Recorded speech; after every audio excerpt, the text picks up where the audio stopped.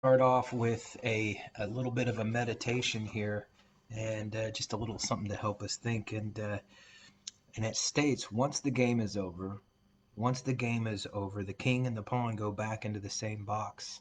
Once the game is over, the king and the pawn go back into the same box. It says it's an Italian proverb. I have no idea. You could say it's whatever, and I would believe it, but I just think it's a nice little sentiment, a nice thought as we enter into today is that, and we learned this in a couple of months ago regarding we all come from nothing. We return to, it says, at least in our sages, that we return to our earth, so to speak.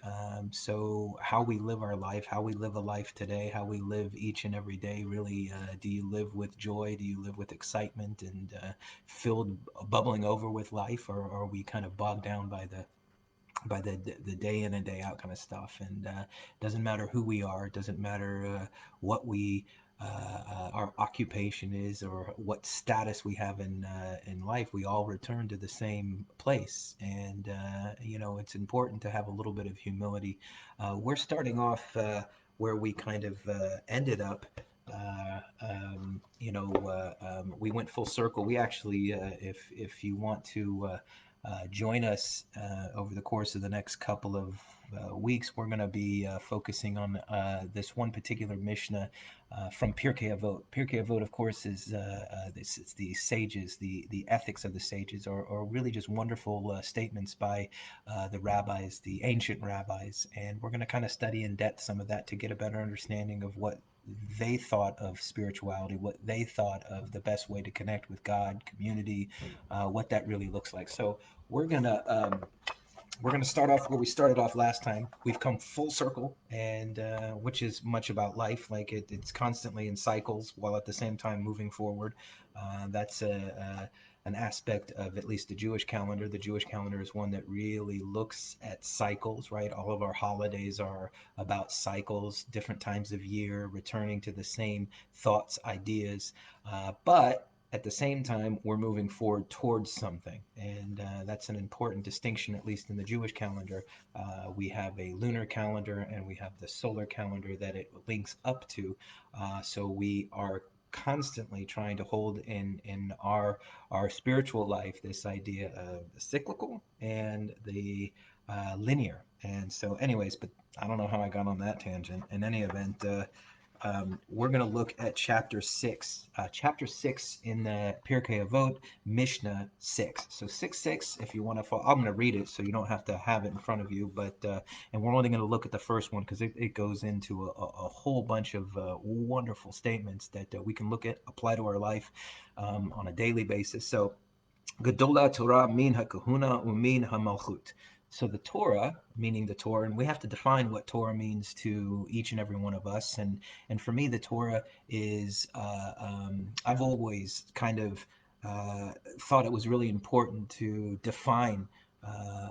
This is the difference between, at least in my estimation, spirituality. One aspect of it is that I have to truly define what spiritual terms mean to me.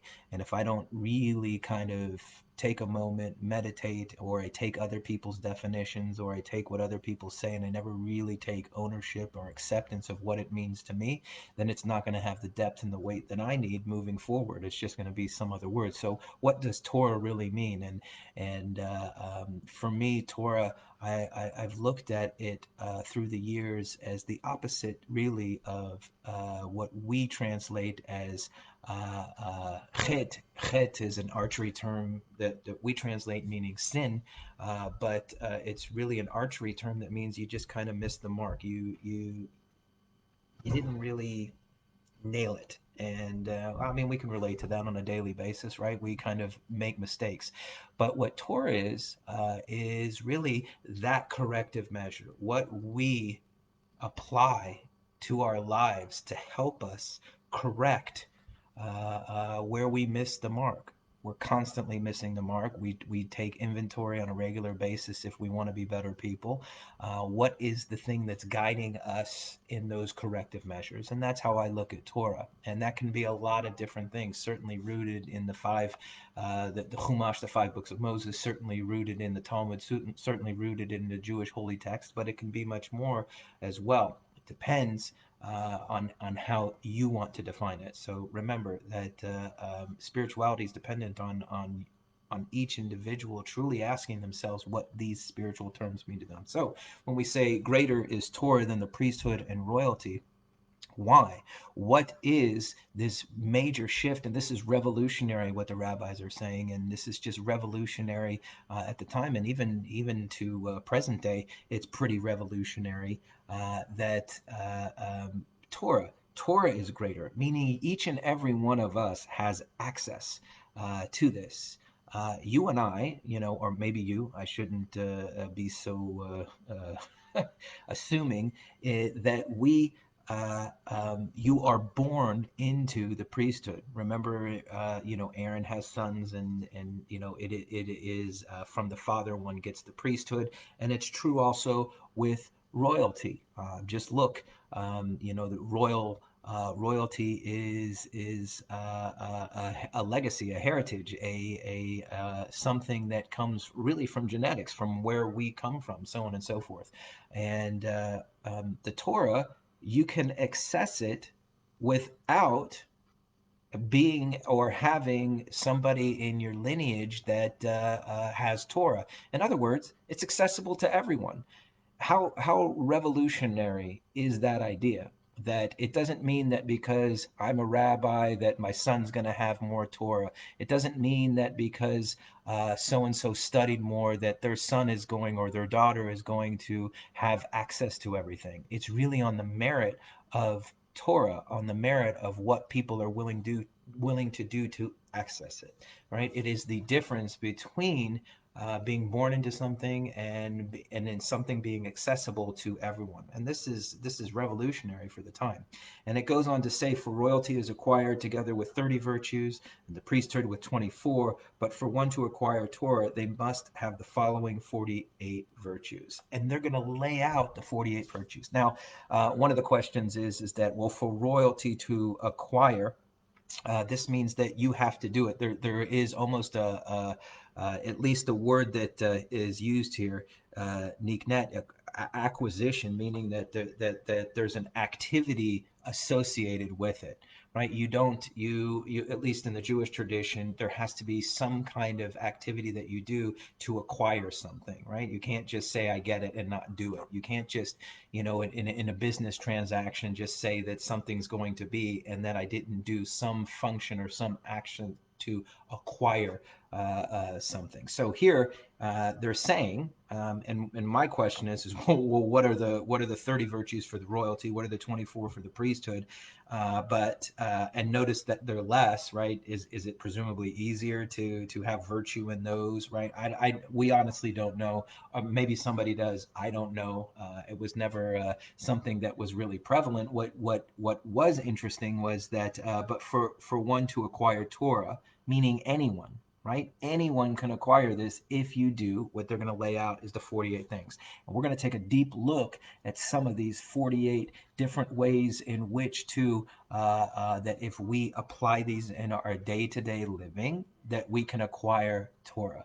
And ultimately, this will guide us in our spiritual life. Remember, we have to define what these terms are, and that's what we're going to end up doing is exploring through the coming weeks. Ve'elu hen, and these are them, and it starts off Talmud in study. So here is that there is no way, at least according to our tradition, there is no way to acquire Torah, spirituality, unless one takes a moment to really think, meditate, pause. What are we talking about? What are we doing?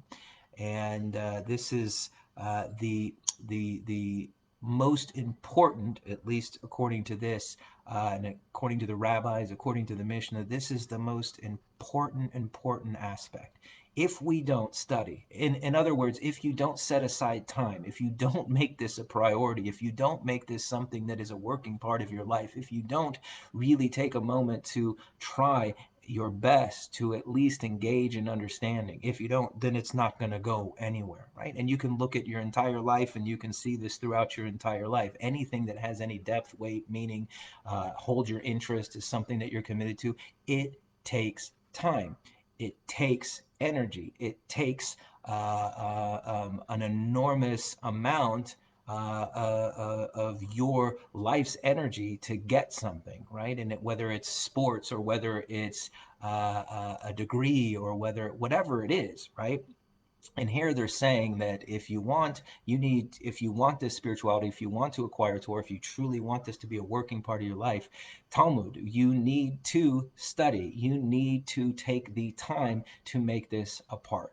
Uh, um, Interestingly enough, much of what is going to be listed here over the course that we go over this over the next couple of weeks, much of this isn't going to be anything revolutionary as far as what I'm going to be saying, what the Mishnah is saying. What is revolutionary is how do we move, right? How do we move from the inactivity, niknet, into acquiring this? And that's what it comes down to ultimately, is that are you willing? Are you willing to acquire? Are you willing to step out of one's comfort zone, or really to work towards this? And I'm not going to say goal, because it's not necessarily a goal. You already actually have it. If we just apply some of what we already have and what we already experience in life to this, it will be very, very interesting. So we'll pick up in the coming days and start going through much of what is written here. 48 of these principles,